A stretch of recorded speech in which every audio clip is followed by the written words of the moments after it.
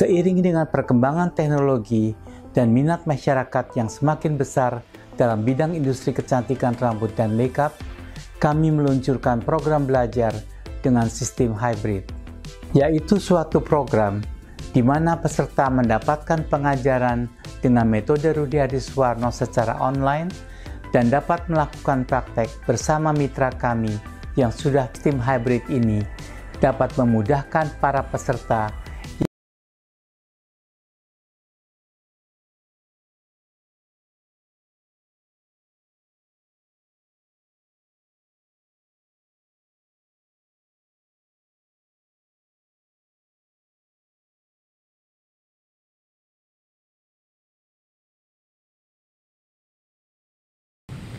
Halo, balik lagi di channelnya Kursus Salon Murah. Kita mau jawab-jawab video lagi ya. Jadi ada yang komen di videoku yang ciri-ciri pegawai yang perlu dipertahankan. Jadi ada yang tanya gini, dari Eli Yuki, aku mau tanya lagi kak, maksimalnya untuk karyawan salon itu berapa orang untuk skala salon sedang? Hai Eli, pertanyaanmu itu bagus juga. Jadi gini, jadi kalau kita skala salon sedang ya, kalau untuk pegawai maksimalnya berapa itu juga tergantung juga. Kalau aku itu hitungnya dari kursi. Misalkan nih, kayak aku nih, kursi aku ada 5. Kursi ada 5. Posisi aku juga ikut turun tangan langsung. Jadi aku cuman membutuhkan capster itu cuman 2. Ya, anggap aja ini kalau keisi semua dengan 3 orang plus aku ini tadi itu sudah bisa mencakup semuanya. Itu kalau aku pribadi, katakanlah ini satu megang smoothing, satu megang warna, satu megang krimbat, anggapannya itu sudah bisa ke cover semua. Katakanlah dari 3 kursi ini full, terus keisi lagi 1 kursi lagi, misalkan mau smoothing, itu masih bisa kepegang. Aku pernah semua kursi ini full ya, dengan 3 orang aja juga masih bisa kepegang. Tapi dengan catatan kita kerjanya agak ngoyo. Maksudnya agak ngoyo dalam arti ya kita mondar-mandir gitu aja. Kalau kita cuman sekedar warna itu kan cuman ngoles-ngoles, mau setiap hari ngefull terus tuh nggak ada masalah, karena kan warna ada masa tunggunya. Jadi kita nggak selalu melulu kerja terus seperti smoothing. Jadi kalau untuk aku kursi 5 ini aku hanya membutuhkan 2 orang aja cukup. Kenapa? Dulu pernah aku kasih 3. Kalau aku kasih 3, ini mereka bertiga ini saling bertengkar. Yang satu kumpul sama yang satunya, yang satu nggak dikumpulin. Biasanya terjadinya seperti itu kalau 3 orang. Jadi ini berdua gandengan nih, kemana-mana berdua. Ini nggak dikumpulin. Akhirnya apa? Dia ini merasa tersisih. Beda lagi kalau 2 orang. Mati urip kasarane ya. Ya wis, lawan bertengkar, lawan main ya cuman ini, mereka bergandengan ini. Bukan yang istilah kasarnya ada satu lagi. Kalau ada yang satu lagi itu nanti kecenderungan akan saling adu domba, bersaing cari muka, biasanya kayak begitu. Kalau kita 3, karena aku sudah ngalami kayak gitu. Dan lagi pula kalau kita merasa kita ini bisa sendiri, bisa ngehandle pegawai itu cukup 2 aja. Supaya apa? 1, supaya lebih bisa mengontrol hasil kerja. Dan yang kedua, kita lebih mengerti pegawai kita ini seperti apa. Jangan kita ini pegawai dibanyakin tapi kita nggak tahu nih karakter satu-satu orang ini seperti apa. Karena yang istilah kasarnya kita nggak akan fokus sama ini orang gitu loh. Beda lagi dengan pegawai kita cuma 2 anggapannya. Kita ini kan istilah kasarnya kita datang, kita ke salon, kita sebagai pemilik sekaligus stylist, kita yang motong segala macem, mbak-mbak atau capster ini yang bantuin kita kerja, biar kata itu capsternya, itu aja udah cukup gitu loh. Jadi nggak perlu yang kita terlalu banyak, karena apa? pegawai terlalu banyak, selain kita nggak bisa mengontrol dalam arti satu-satu orang ini tadi, kita selain itu juga nggak bisa tahu dalamnya pegawai kita ini seperti apa, dan yang paling penting lagi cost operasional kita itu juga harus dipikirkan.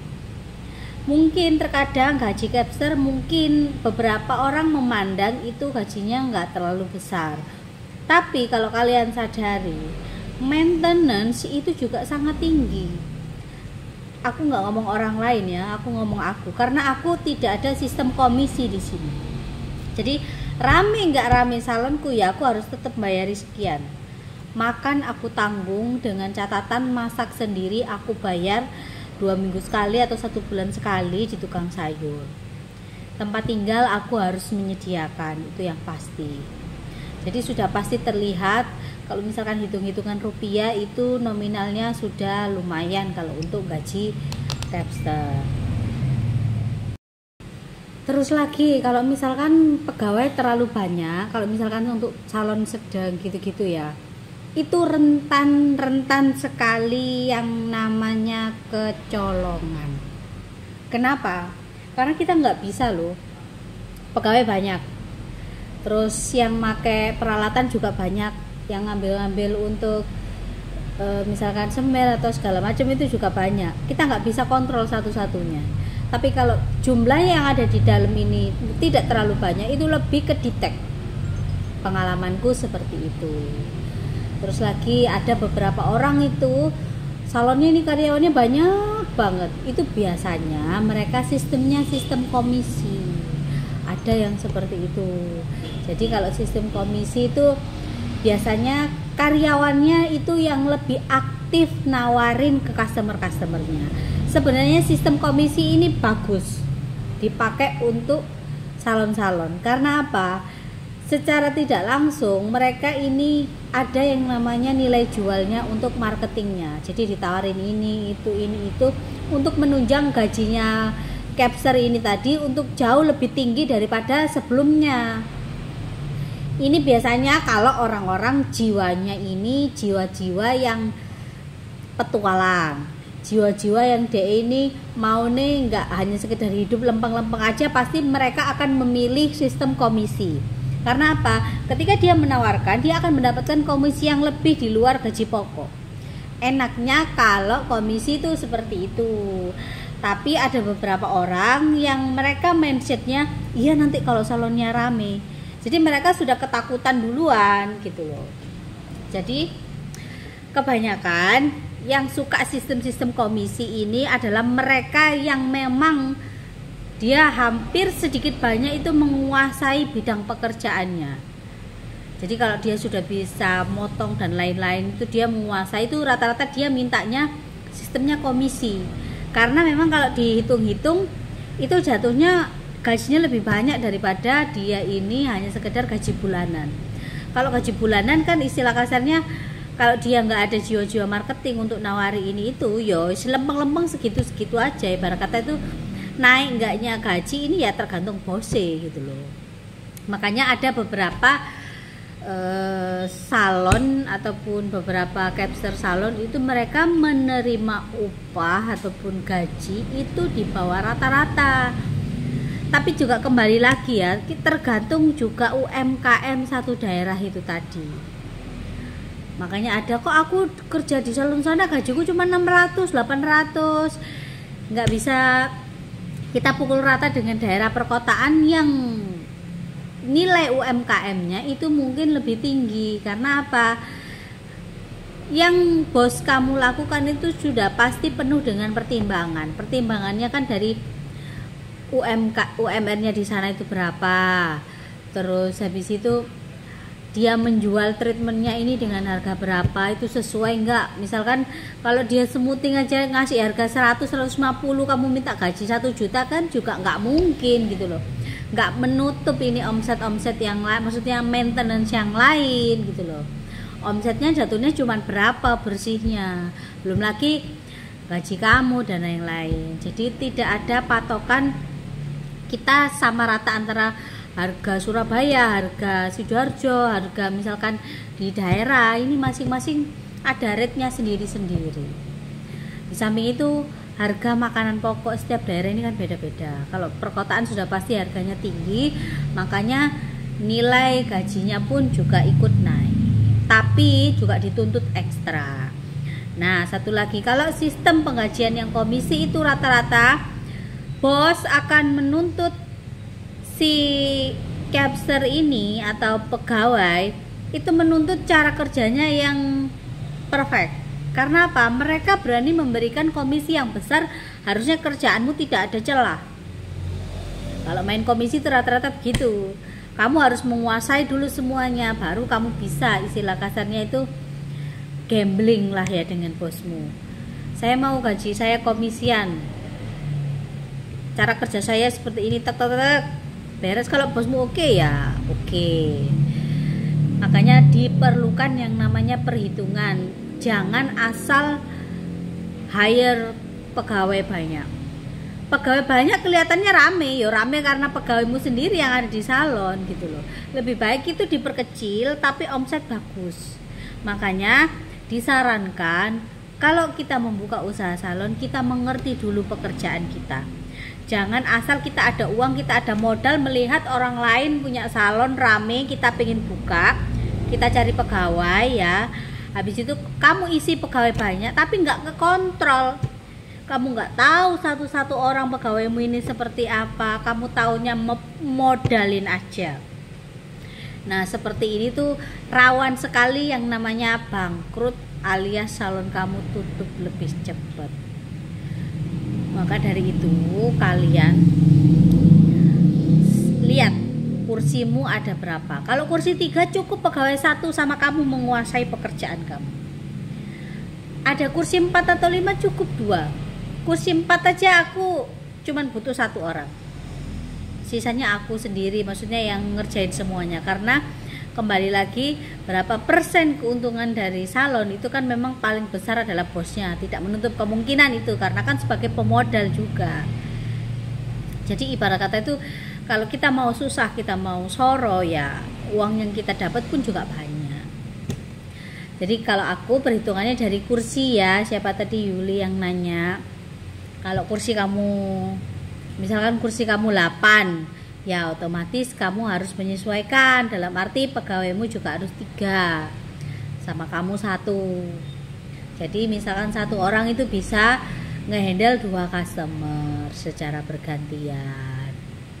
Tapi kalau menurutku sih ya lebih baik kita itu memperkecil pegawai kita supaya kita lebih mengenal dekat apa maunya, terus lagi mengenal karakternya supaya di kemudian hari itu timbul istilah kasarnya terjalin nih, istilah kasarnya itu